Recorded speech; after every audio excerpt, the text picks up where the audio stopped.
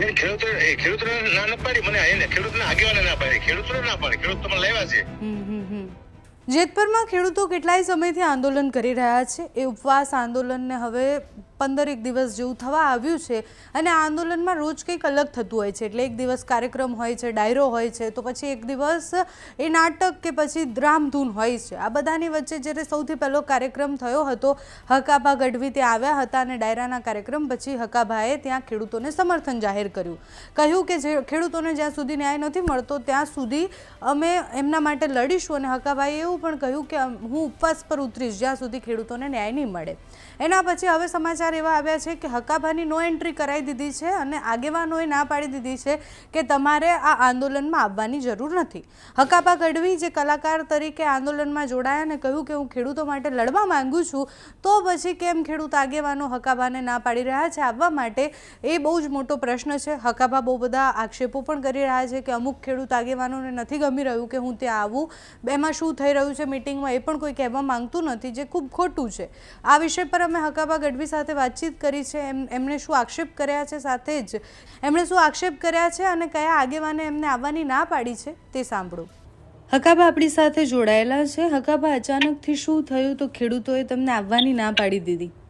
બેન ખેડૂતોને ના ન પાડી મને એને ખેડૂતને આગેવાને ના પાડી ખેડૂતોને ના પાડી ખેડૂત તમને લાવ્યા છે. કોણ આગેવાન છે અને શું કહેવામાં આવ્યું તમને? આગળમાં તો ઘણા બધા આવી ગયા હમણાંથી. તો નીરજ એરવાડી સાથે એમને આમંત્રણ આપ્યું હતું મને એમના સમિતિ દ્વારા. મને નીરજભાઈ મને ફોન કર્યો હતો. હું જેતપુર ડાયરામાં ગયો હતો 21 જૂનનો. 22 જૂને હું એમની સાવણીમાં ગયો સમર્થન દેવા માટે. 23 જૂને હું સાવણીમાં ગયો. મેં કીધું કે સરકાર ન્યાય નહીં લાવે તો હું આંદોલનમાં બેસી જઈશ. તો એ લોકો તકલીફ પડી કે આંદોલનમાં બેસશે તો મેન થઈ જાય છે અને આપણું જે કામ છે આપણે થાય છે તો આને કાઢી નાખો. મને કે પછી મેં 23 તારીખે ફોન કર્યો પાછો 23 તારીખે. હું આવું છું તો મને ના પડી તમારે નથી આવવાનું. બીજું ક્યાં વાતાવરણ ગરમ છે. પછી મેં પાછો બીજો ફોન કર્યો બીજે દિવસે તો કે આજે ન આવો છો. મેં તો તમને તકલીફ છે હું આવું તો હું અને એક અમારી મિટિંગ ચાલે છે. એવી કેવી ખાનગી મિટિંગ ચાલે છે? મિટિંગ તમે કરતા હોય તો લાઈવમાં કરો. ખેડૂતને બધાને ખબર તો પડે છે ને તમારી શું મિટિંગ ચાલે છે. લાઈવમાં મિટિંગ કરો. ખેડૂતને ખબર પડી ખેડૂતે તમારા માટે ભરોસો મૂક્યો છે. 1 કરોડ ખેડૂતનો વિશ્વાસ તમારી સાથે છે એટલે તમે મિટિંગ કરો ખેડૂતને ખબર ન હોય. તમે જે મિટિંગ કરો એમાં કેમેરા આવવો જોઈએ તો ખબર પડે ખેડૂતોને શું થયું છે. કારણ કે ખેડૂતો છે ને બેન અત્યાર સુધી ધોકા ખાવા માટે જાય કે ખેડૂતને વિચારવાને. અને હવે હકાભા ગઢવી છે ને સત્ય બોલવા વાળો માણસ છે. હું અન્યાય નહીં થવા દઉં, વિશ્વાસઘાત નહીં થવા દઉં. હું ખેડૂત માટે આવ્યો છું. ખેડૂતને આગેવાન માટે આવ્યો. ખેડૂતને આગેવાનને ખબર હોવી જોઈએ કે તમે મને ના ન પાડી શકો. હું તમારા સમર્થનમાં છું.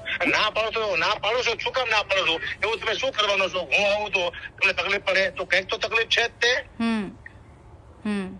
તો તમારી એની પછી આગેવાન સાથે વાતચીત થઈ કે શું મુખ્ય કારણ શું છે તમને ના આવવા દેવાના? કારણ કે તમે તો સમર્થન જાહેર કર્યું, તમે તો આખી સભા કરી હતી ત્યાં, જે કાર્યક્રમ કર્યો હતો. મુખ્ય કારણ સમજાતું નથી. કઈક તકલીફ છે ના પડતા છે. પણ હું છે ને કીધું હું નહીં આવું તો મારા 5 માણસો ત્યાં હશે જ તે. તમે મારે દગો નહીં કરી શકો. હું હવે સરકારનો દુશ્મન થઈ ગયો. હવે તમે મને આગેવાનો ના પાડો મારે જવું ક્યાં? હું તો હલી ગયો. હું એક બાજુ જઈ શકું ને બેન.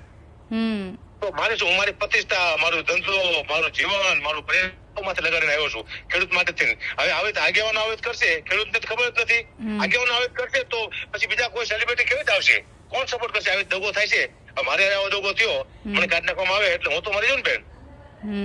તો આગેવાનો કેમ આવું કરી રહ્યા? તમને શું લાગે છે આખા કાર્યક્રમમાં? કારણ કે હવે તો 12-13 દિવસ થઈ ગયા આંદોલનને, પણ હવે ઉપવાસ પર ઉતર્યા એમ કરીએ ખબર નથી. પણ બેન કઈક તો લોચો છે. આગેવાનો મને નથી આવવા દેવાનું ના પાડવાનું કારણ શું? મારી પાસે ઓડિયો છે બેન, તમે મોકલાવો. એમાં મને 2 વાર ના પાડી છે. બરાબર, 1 વાર ના પાડી કે અહીંયા મિટિંગ હતી. પછી બીજી વાર મેં છેલ્લે રેકોર્ડિંગમાં કીધું આજ તો આવવાનું તો કે આજે ન આવશો. કેમ ન આવું? હું તો ખેડૂત માટે મરવા તૈયાર હતો. હું ઉપવાસ માંથી બેવા તૈયાર હતો. મને ના પાડવાનું કારણ શું છે બેન? તો હવે તમે જવાનું? ખેડૂત સાથે દગો થઈ રહ્યો છે, ખેડૂત સાથે વિશ્વાસઘાત થઈ રહ્યો છે. આનું કઈ કારણ તો છે ને. અને કોઈ પણ મિટિંગ કરવી હોય તો તમે લાઈવમાં કરો. ખેડૂતને ખબર હોય છે તમે કોને વાત કરો છો. ઓકે, તમે હવે જવાના હકાભા કે નહીં જાઓ? બેન હવે મારું અહીંયા જવું તો મારે કોઈમાંથી વિશ્વાસ મૂકવો એમ? મારી સેફટી કોણ લે? સરકાર તો મને સેફટી આપી કે હું સરકારને કહી શકું નહીં કે મને સેફટી આપો. હવે અહીંયા જવું 10,000 માણસ હોય અને મારી માટે કઈ બનાવવા પડે તો મારી જવાબદારી કોણ લે બેન? તો હવે ખેડૂતના સમર્થનમાં છો કે નથી? આગેવાન છું પણ ખેડૂતના સમર્થનમાં છું, એને આગેવાનના સમર્થનમાં નથી. આગેવાનો કેમ ન ચાલે, ખેડૂત કેમ ચાલે? આપણે ખેડૂતની ઈચ્છા પૂરી કરવા માટે આવ્યા છો, ખેડૂતના દુઃખ દૂર કરવા માટે આવ્યા છીએ. ઓકે.